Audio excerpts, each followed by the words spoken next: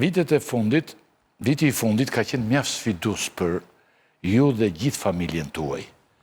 Si e ka përballuar kryemalli goditjen në SPAK? Se ishte një gjë e beftë. Pam. Jo, nuk ishte e beftë, ishte një çorë begatuar në vite, të themi të drejtën. Unë kam thënë dhe vazhdoj ta them, është e ndërtuar që në vitet 2014, nëse mbani mend, çështjen e famshme të Durim Bamit edhe të Tomdoshit, që u inskenuan atko, dhe bëheshte fjalë për të linçuar apo për të intimiduar, për të bërë një lloj, po themi, degradimit të figurës kryetarit parlamentit të asaj kohe Ilir Metës.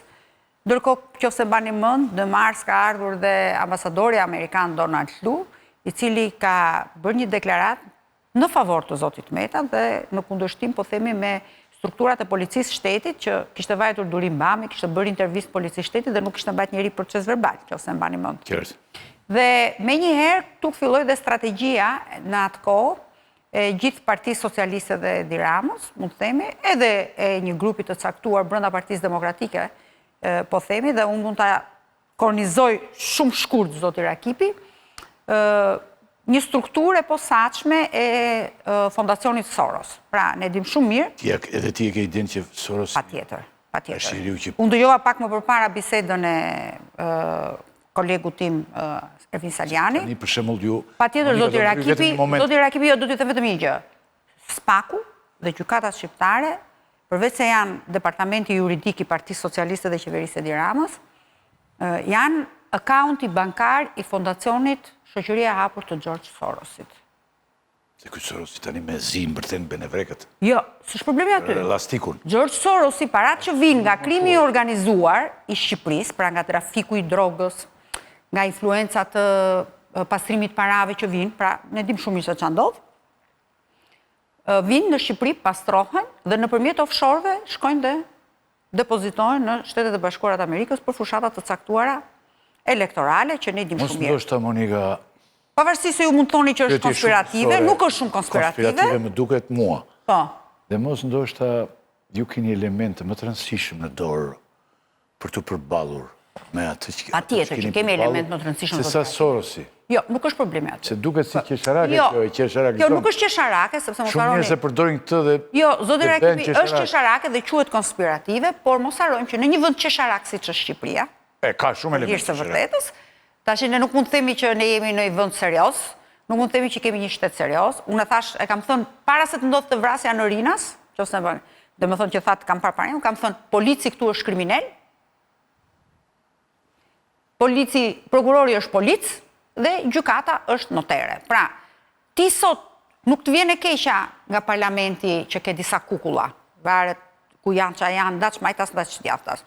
Ty e keqja të vjen nga kapja e sistemit drejtësisë. Një sistem drejtësie i kapur, normalisht çfarë bën? Legjitimon në Ramën, që thuaj çfarë duash, më vjen shumë keq që njerëzit, domethënë edhe opozita merret me Belindën, nuk është problemi Belinda.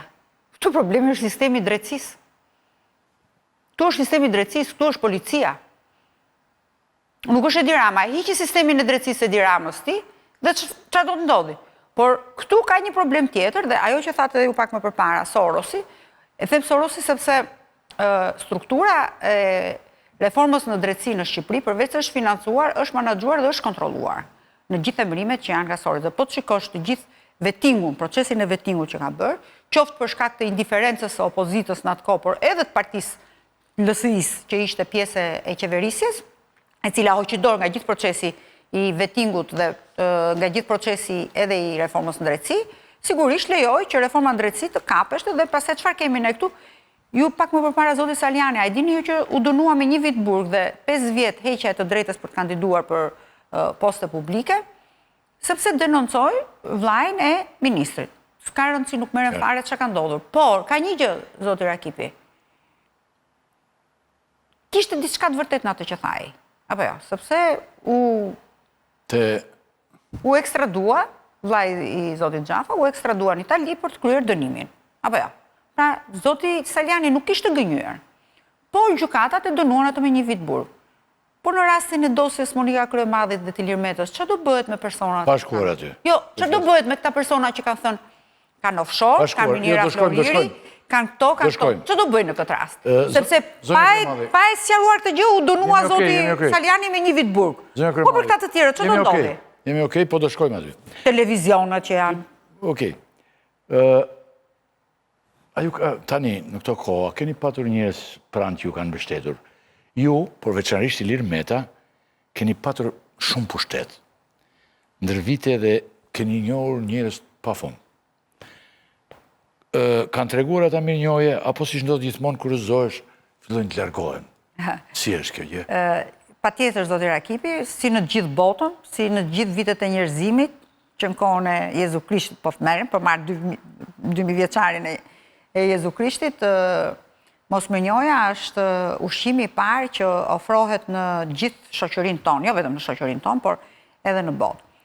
Sigurisht që njerëzit të cilët kanë përfituar më shumë nga të ndenjurit afër me ne, ose edhe nga pushteti ynë, nuk i kemi parë, përkundrazi mund të them që kanë qenë me thik në gojë, kundër meje, kundër Ilir Metës, apo edhe gjithë, po themi, njerëzve tanë.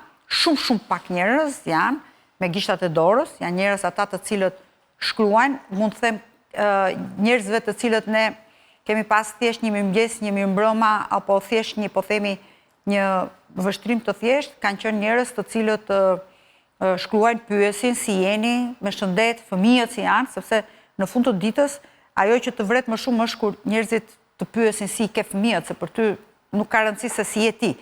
Por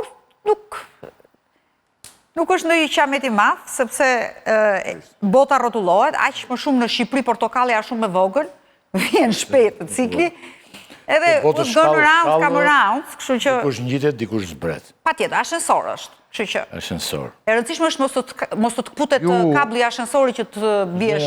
Kryemadhe, ju e keni deklaruar disa herë që nuk e takoni Metën në burg. Pse? Nuk ju pranon ai, apo nuk dëshironi të shkoni? Unë marrëdhëniet e mia personale, se s'dua të flas shumë, i kam të mbyllura me zotin Meta, kështu që nuk kam arsye për ta takuar, sepse në burg njerëzit shkojnë takohen për çështje personale, siç i shkon fëmijët, i shkon e motra, apo edhe kur kërkon njerëz të tjerë ai që i merr dhe domethënë i miratohen apo nëse i miratohen apo. Kështu që unë arsye për të kontaktuar me të, për të biseduar nuk e kam, absolutisht. Marrëdhënia ime me të është e mbyllur, si ligjore, si emocionale dhe si shoqërore.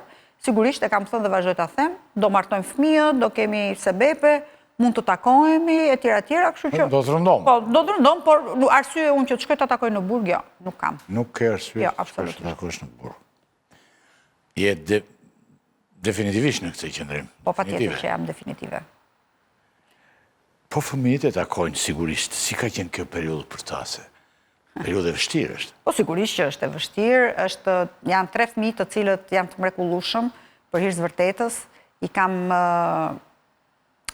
kam falenderuar Zotin në aspektin e sjelljes së tyre, sepse përveç se kanë qenë një mbështetje e madhe emocionale për mua, mendoj që edhe për babain e tyre, aq sa kanë pasur mundësinë dhe aq sa kanë ditur, duke pas parasysh që janë fëmijë të cilët jetën e tyre nuk e kanë kaluar me ne, e kanë kaluar me gjyshen më shumë në periudhën më të madhe të kohës. Ne na kanë parë nga televizori, më shumë na kanë ndjekur nga portalet, se sa kanë ndenjur, jetuar dhe biseduar me ne, apo dhe komunikuar. Kështu që ka qenë periudhë e vështirë, edhe për ta periudha e vështirë është, domethënë, në reagimin e njerëzve, në mënyrën se si njerëzit reagojnë, por unë do t'ju jap një detaj, nuk ka rëndësi se si, që fëmijët i kam njohur prindrit e tyre si politikan.